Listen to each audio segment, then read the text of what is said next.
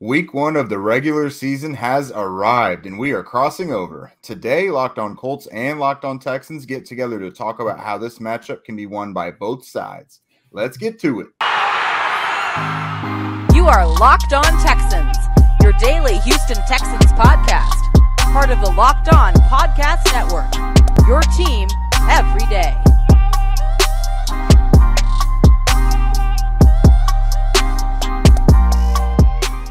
All right, Colts and Texans fans, thanks so much for tuning in and making us your number one listen of the day. This is your daily podcast covering both your Indianapolis Colts and the Houston Texans. We're part of the Locked On Podcast Network, your team every day. Today's episode is brought to you by Prize Picks. Prize Picks is daily fantasy made easy. Pick 2 to 5 players. If they score more or less than the Prize Picks projections, you can win up to 10 times your money on your entry.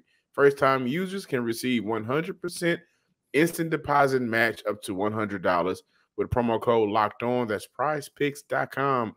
Promo code Locked On. I'm John Hickman, Cody Davis, Jake Arthur, talking AFC South. The matchup is on Sunday versus the Indianapolis Colts. And Jake, man, you guys had the better record last year. And, of course, we have to talk about the biggest storylines for each of our teams. Want to go ahead and kick it off? Yeah, so honestly, it's week 1. The biggest storyline you got to look at is the Matt Ryan era is beginning. I mean, when you look at Colts and Texans matchups in the past, it's been all about Jonathan Taylor. I mean, just last year, he had 301 yards from scrimmage and 4 touchdowns in those 2 matchups. And while I expect him to be a very potent threat once again, we have to know what this Matt Ryan era looks like.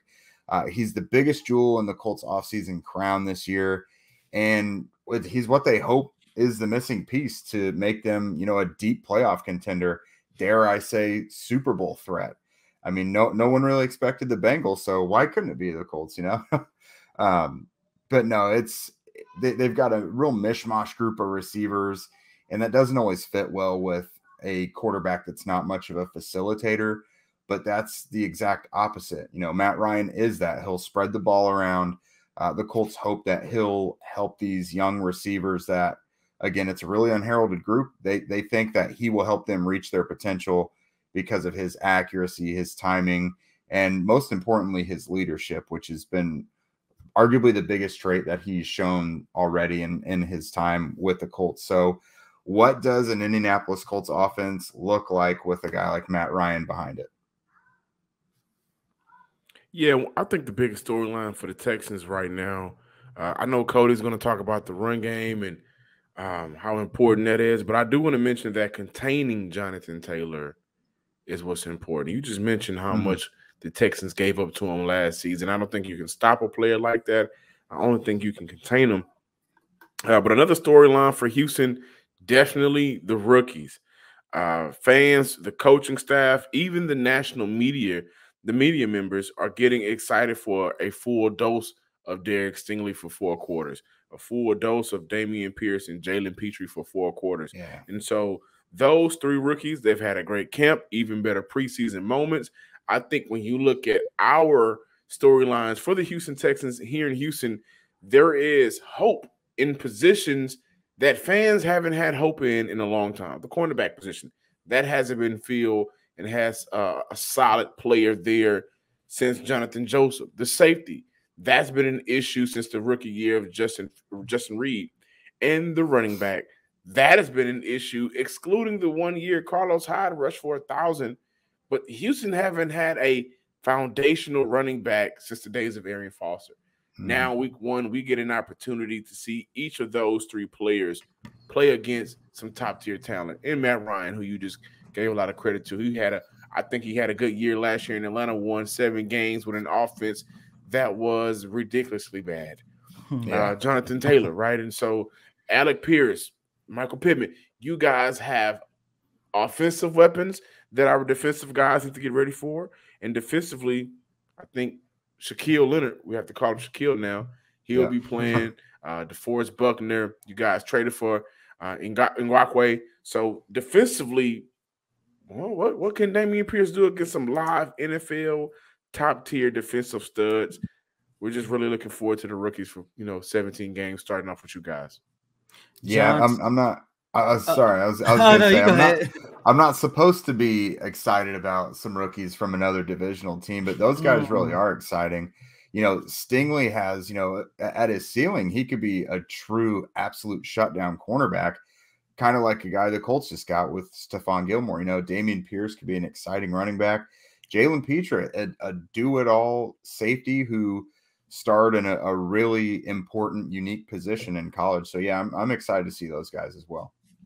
John went with the freshman class. I'm going to go with the sophomore class. And yes, of course, within this sophomore class, of course, the biggest storyline is, can Davis Mills be the Texans quarterback for not just for 2022, but beyond? Everyone already knows that storyline. However, when you take a look at this sophomore class, there are two players that I'm looking at come Sunday. One is Nico Collins on the offensive side of the ball, and the other one is Roy Lopez. Starting off with Nico Collins, we all know how bad the Houston Texans wide receiving core was last year. It was Brandon Cooks, and that's it. He was basically Michael Jackson without Jermaine and Tito and everybody else in there. He was basically solo. However, going into this season throughout mandatory minicamp, voluntary OTAs, training camp, and even through a couple snaps in preseason, the number one storyline everyone has been talking about has been Nico Collins. He looks the part now. It seems like this is going to be the year where he finds his niche on the NFL level. And look, last year, this is a guy who recorded 446 yards on 33 catches and 1 touchdown. I want to see those numbers double in 2022, and I honestly do believe Sunday's game is a great opportunity for him to go out there and say, you know what, I am actually going to take that next step as this team's number 2 wide receiver, because we know Stephon Gilmore and Brandon Cooks, they're probably just going to cancel each other out on the field. And once again, going back to Davis Mills, if the Houston Texans really took the time to put Davis Mills in a position to go out there and succeed as a starting quarterback, you have to have more than one target in that passing game, and that second target has to be Nico Collins. And look, throughout this whole entire segment, we have talked a lot about Jonathan Taylor. Like, we know the damage Jonathan Taylor has done to this organization last year. However, on, I believe it was Monday, both Lovie Smith and John Grenard talked about the enhancements they have made to their defensive run defense, and it's going to start with second-year prospect Roy Lopez. He's going to play a big hand in helping the Houston Texans stop the run. And look, John can attest to this. It always seems like the Houston Texans have struggled with their interior defense since the departure of DJ Reader. And look, 2022 is a year of promise for this organization, and I do believe for somebody can finally step up and help fill that void that DJ Reader has left like 2-3 years ago, it has to be Roy Lopez. Cody, I'm so glad you mentioned that. I kind of hinted at it earlier, but that's a very important storyline. One storyline that I think is very important for both teams that can kind of correlate together is the GM storyline. Now, for Chris Ballard, he is doing everything he can to put a championship contending team together on the fly. We would not have this conversation. I wouldn't add on the fly if Andrew Luck getting retired now 3 years ago, and it seems much longer than that. And so he's done everything that he can to put together a very respectable team. And this team is always just a quarterback away in the last 3 years, a quarterback away here, or maybe this piece away. So he's went out. Not only did I think an upgraded quarterback, no faith in Carson Wentz, more faith in Matt Ryan, but he drafted Jonathan Taylor. Now, in this offseason alone, his offseason acquisitions, also the draft. Chris Ballard has a storyline just like Nick Casario's storyline, and I think both of their storyline correlates to trying to improve something that honestly fell through. Andrew Luck fell through. Deshaun Watson fell through. And I think that for Nick Casario, a first full NFL draft class, and you drafted some dogs. we really want to see each and every one of these guys pan out for the Houston Texans. Yeah, the Colts under Chris Ballard, they've just kind of been dealt the weirdest hand at quarterback. And yes, you want to see them grow and everything, but they've gotten really good at treading water and not falling into a complete meltdown. You know, they've kept themselves relevant and competitive. They got to the playoffs with Phillip Rivers in 2020 and probably should have won that game against the Bills.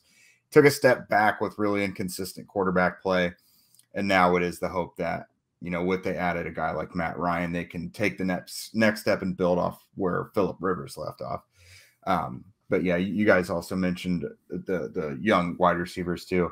Alec Pierce is one to look forward to for the Colts. He's kind of in a similar situation as Nico Collins. But before we talk about some of these key matchups that each side needs in order to win, let's talk about the keys that you guys could be sharing to get where you need to go. Turo is the world's largest car sharing marketplace. It's a really cool idea that I hadn't really heard of until recently. I kind of look at it as Airbnb for cars, if you guys hadn't heard of it yet. With Turo, you can book any car you want, wherever you want it, from a community of local hosts. Browse a huge selection of vehicles for just about any occasion or budget across the US, Canada, and the UK. Book a spacious SUV or minivan for a family road trip. Get a classic or luxury car for a special event, birthday, or holiday. Or just find an affordable economy car if you're on a budget and just need to get from point A to point B. Test drive the new electric vehicle that you've had your eye on to see how it fits in your everyday life. Many Turo hosts can even deliver the car right to you. Every trip is backed by liability insurance. Terms, conditions, and exclusions apply. Ditch boring rental cars and find your drive at Turo.com. All right, fellas. So we've kind of talked about these main storylines and the real things that it's going to take for each side to win this thing. But kind of looking at it at a more micro level, what are some of the key matchups that you're looking at that might actually make the difference in this game? In the trenches, the Texans front versus the Colts front. The Colts have rushed for 120 more yards in each of the last 3 seasons versus the Houston Texans. Two of those, the Colts have rushed for 120 or more yards as a team in each of the last 3 seasons. 2 of those seasons, they were top 10. The Colts have also rushed for an average of 162 yards per game in their last 4 meetings against Houston. So for Houston, the trenches matter. They got to get after it early and often. Lovie Smith talked about it early in the week, how gang tackling is important, especially when you have a back like Jonathan Taylor, everybody's favorite fantasy pick. Gang tackling and flowing to the ball quickly is super important. But I think Roy Lopez, Malik Collins, Kurt Hennish, Jonathan Gennard, Jerry Hughes, like all of those guys up front, they have to be basically unblockable throughout the game at times to get an opportunity to bring Jonathan Taylor down. And also, this is a call to the linebackers for the Houston Texans. They've been playing phenomenal throughout the preseason. They have to keep that going as well. So, and then on the flip side, we got to look at the rookie running back, Damien Pierce. He will be paramount for the offensive success, and this team will lean on him heavily. Again, quoting the head coach, Lovie Smith, this is a run team. That ain't going to stop now with season 1 underway. Damien Pierce, I can see him having between 18 to 23 carries in game 1. And look, I'm going to keep it in the trenches as well, but I'm looking at the offensive side of the ball. I'm looking at the offensive line because yes, this is a running team. Yes, we are expecting Damien Pierce to be ran to the ground, not just on Sunday, but throughout this whole entire season. However, it doesn't matter how good Damien Pierce is, because if the Houston Texans do not create holes, create gaps for him, then at the end of the day, it's not going to do anything. Not only that, they are going up against one of the best defensive front units in the Indianapolis Colts. Jake, you know that more than I do. And when I take a look at the Colts defensive line unit, I'm sitting there thinking to myself, one, how are the Houston Texans offensive line? How are they going to handle this? Yes, you have Laramie Tunsil, who is a Pro Bowl left tackle, but this is a guy who hasn't played since October. You have Titus Howard back on the right side, and this is also a big year for him because this is his final year of his rookie contract, and he's looking for a big payday. Then you also have Justin Britt, who has been, he's been good at times, but at the end of the day, we are starting to see Justin Britt show his age. So when I take a look at this Houston Texans offensive line unit, I truly do believe that this is the most important matchup, because if they are able to contain the Colts defensive line unit, then we could see Davis Mills and Damien Pierce move this ball downfield. But if they give up some pressures, it's going to be a long day for the Houston Texans. Yeah, I was, of course, I'll keep with the theme. I was kind of looking at the trenches too, starting out, just looking at offense first. Yeah, right. That's where the game is won and lost. So the Colts have a new left tackle in Matt Pryor. And just from the last couple of years, when I think of these Texans games, sure, they've been lopsided for the most part. But I think Houston's pass rush has been better than expected against the Colts. I think of guys like Jonathan Grenard and, Jacob Martin when he was there. Those guys have had some success against the Colts. So I'm wondering, how's Matt Pryor at left tackle going to look against Jerry Hughes, a newcomer, and Jonathan Grenard, who has given the Colts issues in the past. Likewise, they have a new right guard as well in Danny Pinter. I know it's kind of a new interior defense. You guys are getting worked in there. But, Pinter has had some struggles this summer in training camp with pure power guys. He struggled with some of the Colts own guys, but when the Detroit Lions, for example, came in for joint practices, Aleem McNeil manhandled him. So if Houston has any guys that are just straight up junkyard dogs, just powerful guys on the interior, that could give the Colts some fits right up the middle. So that's something I was looking at. On the other side of the ball, Titus Howard, you guys mentioned, Kwity Paye. This is a big year 2 for Kwity Paye. They got Yannick Ngakoue. I don't think they really have to worry much about him. He's going to give them 8, 9, 10 sacks, whatever. But they're expecting a big jump from Paye this year. And he got a lot of pressures last year. He showed a lot of hustle, a lot of effort, everything you wanted to see from him. He's a decent run defender. But he just fell off a little bit on his finishes. Like, there were several plays that, just nearly missed a sack. So they're hoping those things are completed plays this time around. And Titus Howard, if I'm not mistaken, right tackle, he's been moved around a bit, but right tackle is probably his best spot. Is that right? Absolutely. Yeah, 100%. Okay, yeah. So it's an interesting matchup for me with Kwity Paye and Titus Howard. So that could be one to look at for sure. And then you mentioned this a little bit earlier, Cody, Stephon Gilmore and Brandon Cooks. Those guys have history. Yeah. They've won a Super Bowl together in New England. If they do cancel each other out, then that presents an opportunity for Nico Collins or someone to come up and make some plays. The Colts have Brandon Faison and Kenny Moore out there as well.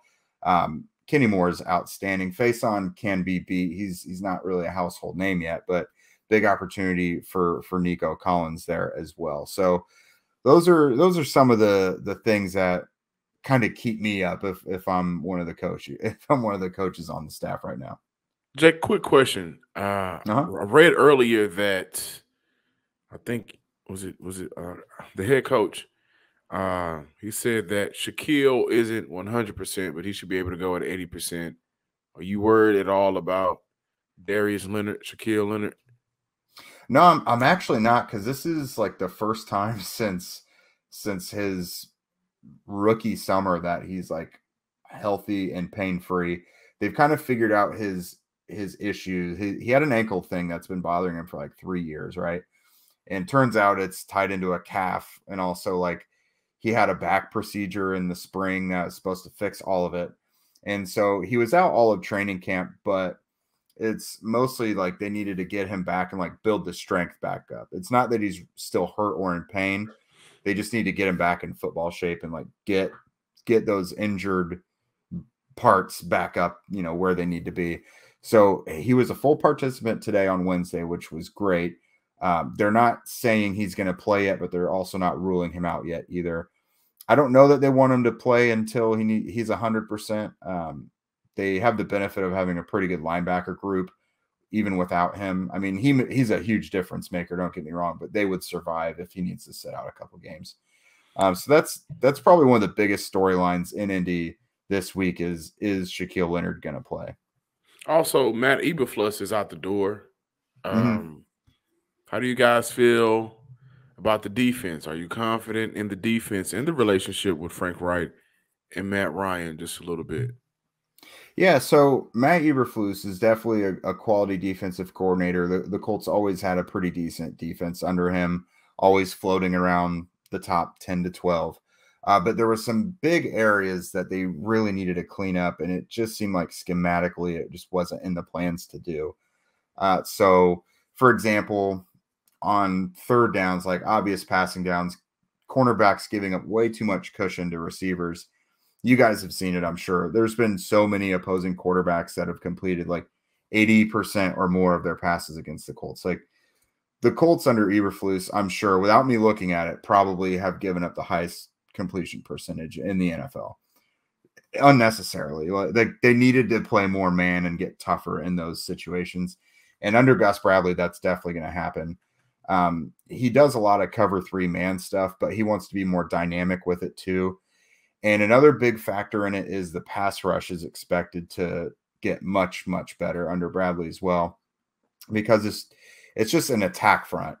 It's up front. It's supposed to be a lot like what Robert Saleh has run with, he's the Jets head coach now, but with Seattle and San Francisco before then, Gus Bradley when he was in Seattle. So having guys like Yannick Ngakoue and Kwity Paye and DeForest Buckner inside, they're supposed to actually bring a lot more sacks. So the Colts, I think, had 33 last year. I would expect them to finish a lot closer to 40, if not 40 plus. So those are going to be the 2 biggest areas. It's still going to be a good defense. I personally think they're probably going to have a little drop in run defense just because of how the defensive front is, formed. There's not going to be as much thinking, and so the defensive linemen had to do a lot of reading rather than just like attacking. It is the attack front now, so I think the run game is going to get a little worse. But if you get a better pass rush out of that, I think most people would be willing to accept that. Thank you guys for making the Locked On Texans and the Locked On Colts a part of your first listen each and every day. Now make Locked On Fantasy Football your second listen. Find the intellectual fantasy expert Vinny Iyer, who brings over 20 years of NFL expertise and a unique angle to give you the moves no one else has. Get ready for your fantasy draft with Locked On Fantasy Football. Honestly, if you haven't did your draft by now, I don't know what you're waiting on. The season, like we're recording Wednesday night, the season starts tomorrow. By the time you guys hear this later today, and don't be slipping on your pimping, man. We talked about the keys to victories. We talked about the key matchups, the biggest stories. Well, guys, score predictions.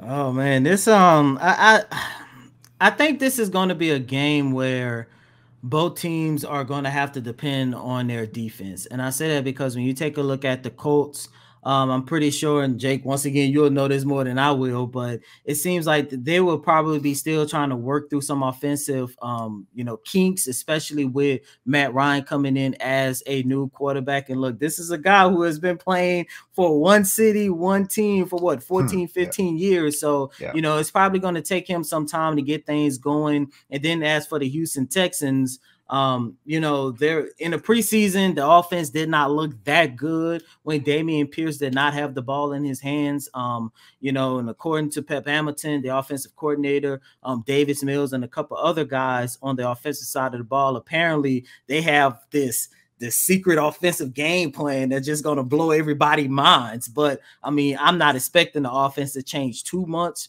on Sunday. I'm actually going to take the Colts 17-14.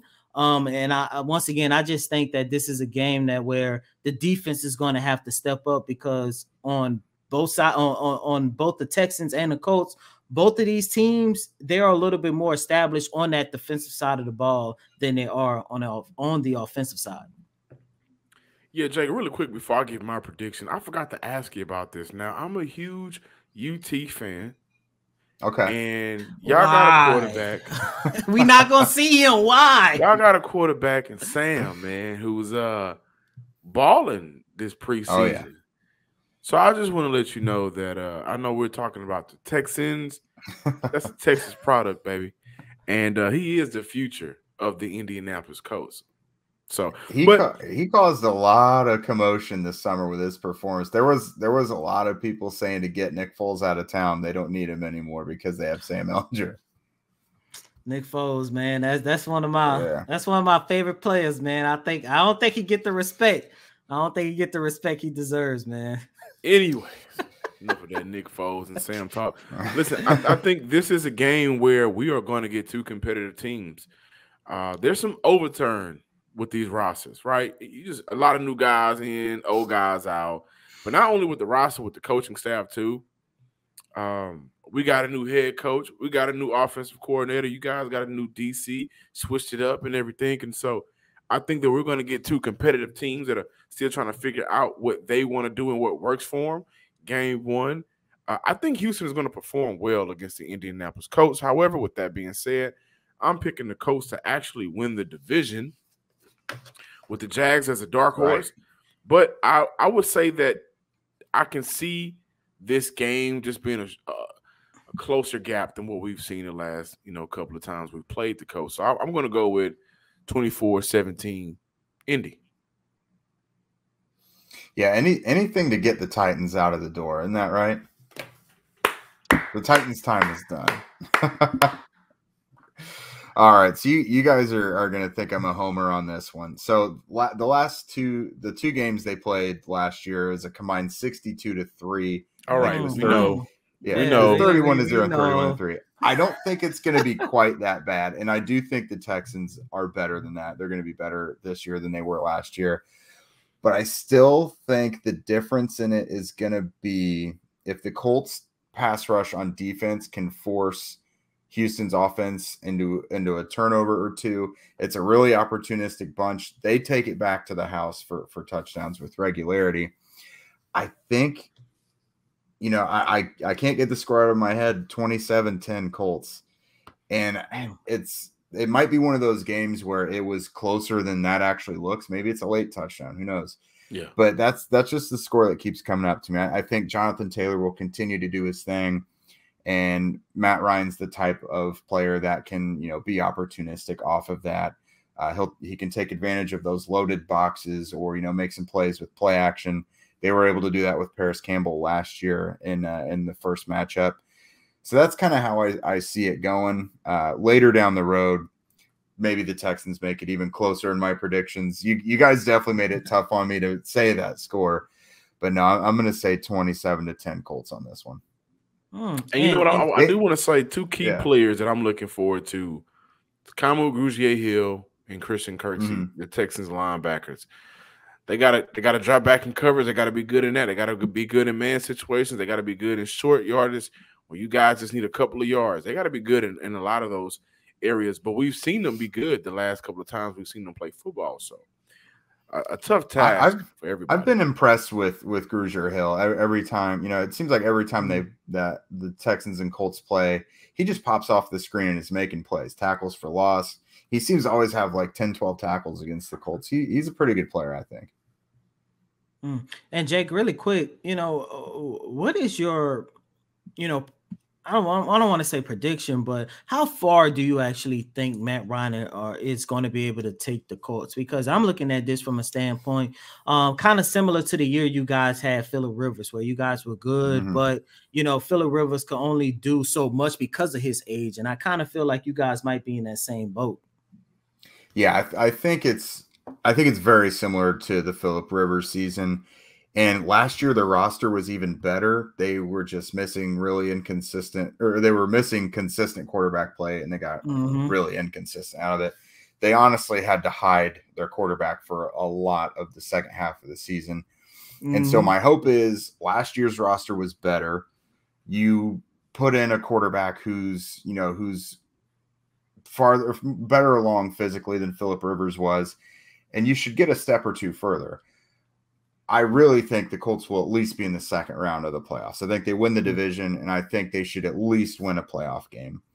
I think I have them as the 3rd seed in the AFC going into it. You know, whoever wins the AFC North coming in as the 4th seed. I'm going to stop short of saying they should go to the Super Bowl. I think they're capable, just looking at everything on paper. If there's no like significant injuries, or as long as no one just goes AWOL, everything on paper, this should be a very good, well-rounded team. All they need is a solid quarterback to get them there. It would be a massive disappointment, number one, if they didn't make the playoffs. Like that's gonna be an ugly falling out if the Colts don't make the playoffs, just so you guys know. But you know, it's really hard for me to fathom them not getting 1 or 2 playoff wins this year. Well, thank you guys for checking out the crossover AFC South edition. I wasn't at the last full crossover, but I'm happy to make it today. I'm John Hickman. Make sure you follow us on Twitter at Locked On Texans, and subscribe, like, and comment on YouTube as well. Locked On Texans. And as always, I'm your host, Cody Davis of Locked On Texans. Please remember to follow me on Twitter at CodyDavis_24. Once again, that's Cody, COTYDAVIS_24. Yeah, my guy Zach Hicks isn't with us here tonight, but definitely make sure to follow him on Twitter. He's at Zach Hicks 2. I am at Jake Arthur NFL, and then of course the at Locked On Colts Twitter handle there. We would very much appreciate any new follows from you guys. And then for both shows, you know, subscribe to us on YouTube and wherever you listen to podcasts. Absolutely. Hey, Texan fans, I need for you to go and kind of spam their YouTube comments and just drop random Texan facts all in their YouTube comments and just walk away from the keyboard. No, that's not going to work very well because, I mean, the Texans, they don't have the best history against the Colts. Just don't even make it Texans fact. Just make it facts about the state of Texas. Who's going to be mad about that? I'm pretty sure we're better than Indianapolis, right? Again, anything to keep the Titans fans out of it, I suppose. Those fans can get nasty in the comments. We do have some true Southern hospitality down here in Texas that I feel like the Tennessee fans don't have. You know, in Nashville, you got KFC, which is nasty. You got the bourbon. They probably drinking a lot of bourbon and eating a lot of nasty KFC. Angry at the world that touchdown they thought was a touchdown against the Rams in the Super Bowl 30 years ago didn't count. So hey, I've been to Houston a couple times. I can attest it's a nice place. I've always had a good time there. Oh, absolutely. Oh, thank you. Sounds good. Well, until next time, ladies and gentlemen, make sure to check out today's show and the rest of the shows throughout the season. John Hickman, Cody Davis, Jake Arthur. We'll see you guys next time.